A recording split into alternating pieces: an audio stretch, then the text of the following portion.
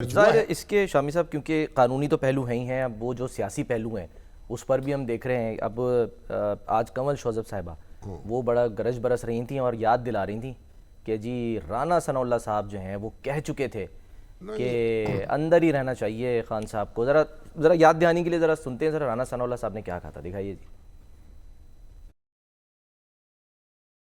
इसमें तो कोई ऐसी बात नहीं की उन्होंने तो इस ख्वाहिश का इज़हार किया कि वो जेल में रहेंगे। देखिए, हर हुकूमत जो है अपने मुखालफिन के बारे में ऐसी ही ख्वाहिशात पालती रही है। जब राना सनाउल्लाह साहब अपोजिशन में थे तो उनके मुखालिफ भी ऐसी कहते थे। सर वो हमारे जो अफरीदी साहब हैं वो क्या कहते थे, कलमे की कसम क्या कहते थे, मैंने अल्लाह को जान देनी है। उस मुकदमे के बारे में क्या कहा जाता था।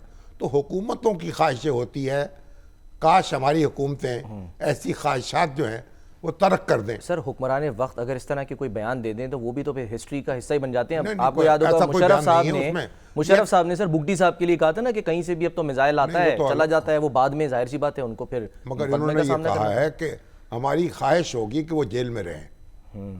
अब ये नहीं, वो तो ये अगर उनको अगर रहा हो जाते तो कोई और मुकदमा दर्ज करने की कोशिश करते। अब तो ये तो एक ख्वाहिश का इज़हार है। तो हज़ारों ख्वाहिशें ऐसी कि हर ख्वाहिश पे दम निकले।